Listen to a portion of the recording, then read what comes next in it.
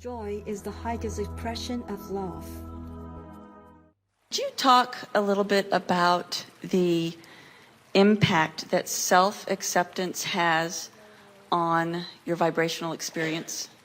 I've had the realization recently of increased self-acceptance. Well, it wouldn't have to be self-acceptance, it's just acceptance. It wouldn't have to be self-allowance, it's just allowance.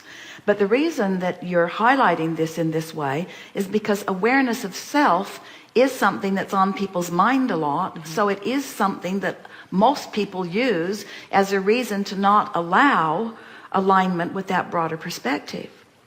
It's a subject that the word worthiness enters into. And the thing that's really interesting about that is that the reason that so many people don't accept the rightness of their being or the perfection of their being, and therefore don't allow the manifestation of the things that they want, is because they're so busy looking at what is and recognizing how many things they want that they don't have, and then using the absence of what they want as the substance of so much that they think about. So it's a vicious cycle. They notice what they don't have, and in noticing what they don't have, they don't allow it, and then they conclude that they are inappropriate or unworthy because they don't have what they're depriving themselves of having. Isn't it interesting when you look at it that way? And it's because they're trying to mix two philosophies that don't mix. The thing that gets so many people out of whack, and we've touched on it in 2 or 3 discussions already here today, is that, and you can't have it both ways. You've got to decide that you are the creator of your reality or that someone else is. Right. You can't have it both ways. And even in the discussions that we've had today, it's obvious that a whole lot of people keep thinking that something outside of them is still bestowing the goodness to them. When it's 100%, which is true in this sense, goodness is flowing to you, but your receiving of it or not receiving of it is totally self-inflicted or self-induced or self-allowed or self-denied. And so in order to have a discussion about self-alignment or self-allowing or worthiness, you first have to begin by acknowledging, I'm doing it all. I'm doing it all. I'm denying it or allowing it, but there's not something outside of me that is making that judgment and preventing me from the benefit. So the subject of worthiness, we hear your timer, the subject of worthiness implies that there is an arbitrator outside of you evaluating your behavior, performance, and beingness, and then giving the mark, the passing or failing grade about your deservability of whatever it is you're reaching for. And it's just not that way. Right. And I kind of internalized that over the years. Internalized it. Let's say it a different way. I practiced it. I practiced noticing. Right. I practiced noticing that stuff I wanted wasn't coming, and then attributed it to someone else's evaluation and therefore withholding of love and blessings to me. Right. And now, is it shocking or relieving to realize you were doing it all to yourself? it's a relief. Yes. Very empowering. So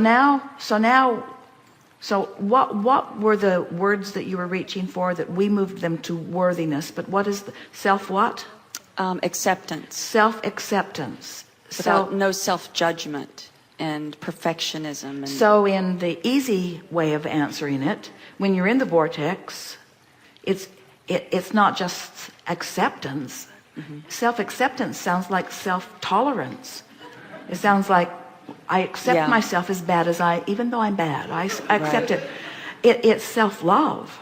But let's take the self out of it. It's love. It's the ability to focus myself into love. And the only reason that we're having a conversation about self is because self is somebody that you think about way too much. Right.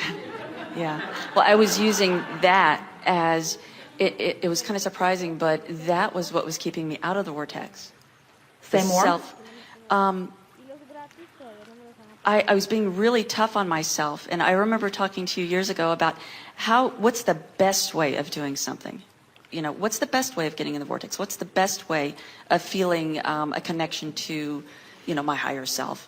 And it's just, again, I had really practiced this perspective.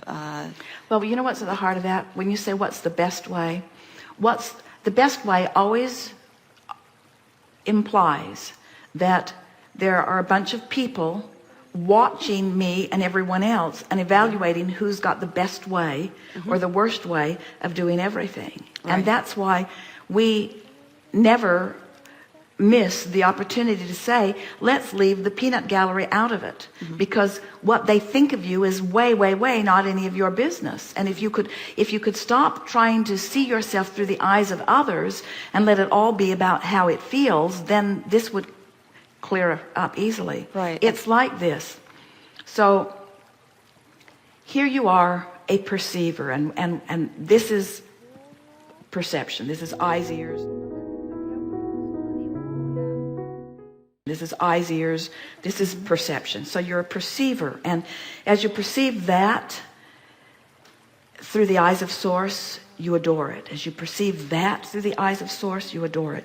Because when you're in sync with that which is Source, whatever you are looking at, you are finding its positive aspects. You are finding its cooperative components.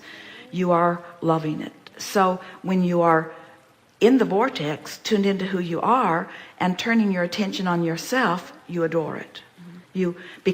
And so it's not self-love that we're wanting to guide you to. It's alignment with love that no matter where you shine it. So we're approaching this, you were approaching this backwards, because what most people mean by love is, oh, that's lovable, oh, that's lovable, oh, that's not lovable. And we say whether it's lovable or not is irrelevant when you are love. Right. Because when you are love, you love unconditionally. When you are love, you've practiced the vibration of love, so only that which matches it is in your vibration. And so in the early days, we used to say to people, it's easy for you to love that, and it's easy for you to love that and that and that. You love the cat, you love the sky, you love the clouds, you love the sun, you love the moon, you love this, you love that, you love this, you love that. So focus on all that stuff you love till you get love, love, love, love, love, love, love, love, love activated in your vibration. It was before we were talking about vortex.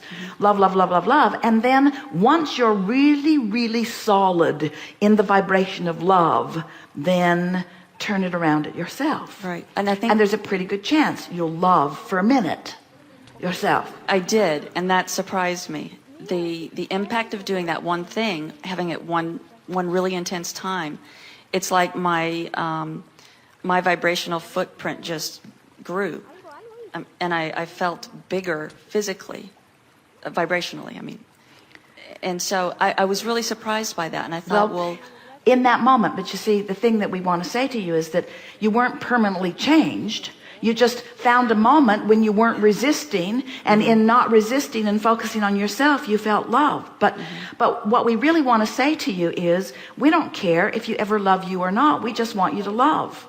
And if it's hard for you to love you, then think of other things. Right. Because loving, and eventually, is what we said earlier, and then we'll take a segment of refreshment.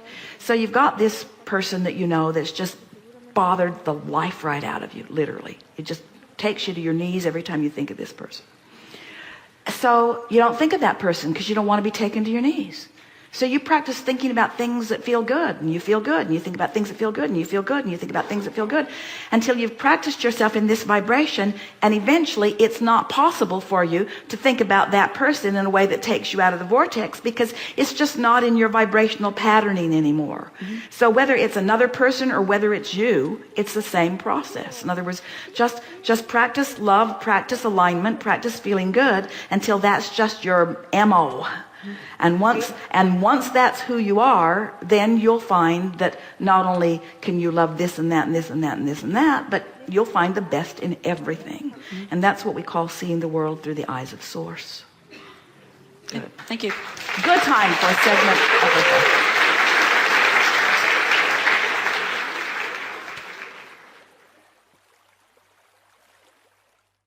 People say the joy is in the journey, but they rarely understand what they are saying. You are in this focused time-space reality with goals and objectives that call you, because as you identify a desire, it literally summons life through you.